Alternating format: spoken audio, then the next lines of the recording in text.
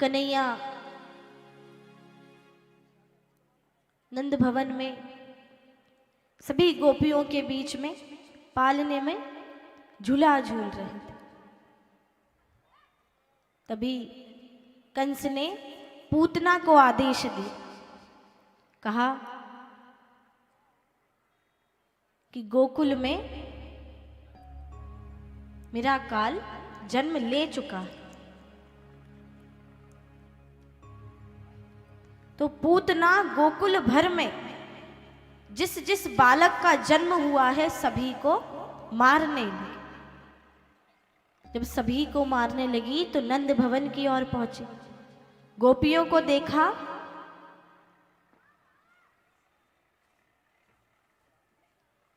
तो एक गोपी का भेष बनाकर पहुंच गई नंद भवन के अंदर।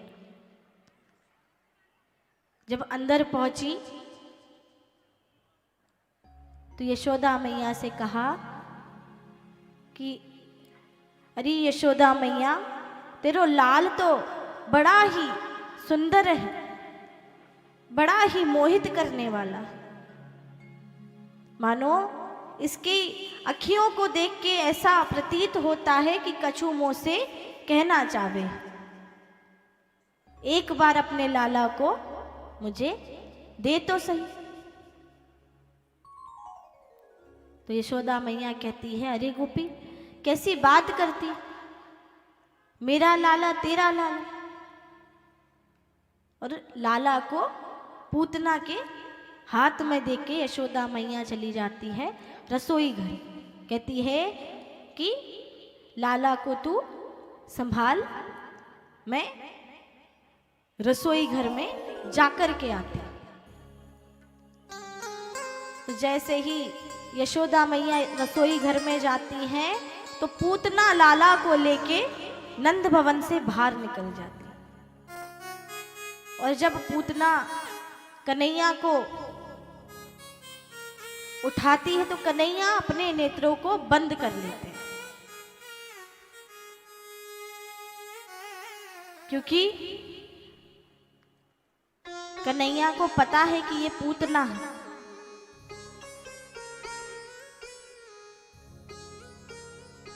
जैसे ही नंद भवन के बाहर लेकर जाती है तो कन्हैया को स्तनपान कराना प्रारंभ कर देती है।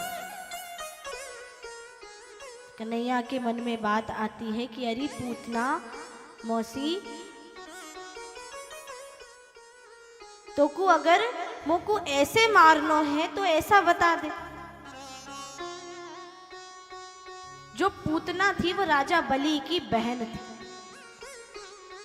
एक समय में भगवान से विवाह की इच्छा करी थी, भगवान के साथ सृष्टि करने की इच्छा रखी थी। तो भगवान ने द्वापर युग में पूतना को दर्शन देने के लिए छोटी सी लीला रची थी। तभी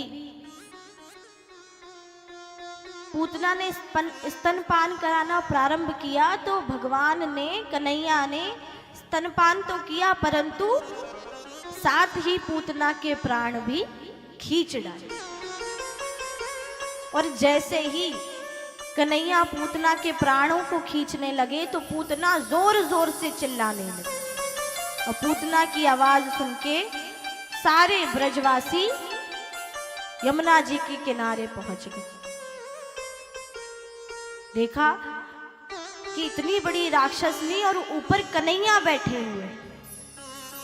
तो जब पूतना का उद्धार हुआ तो मानो पूरे ब्रज में इतनी सुगंध फैल गई, क्योंकि पूतना का उद्धार स्वयं भगवान ने किया था। बोलिए कृष्ण कन्हैया लाल की।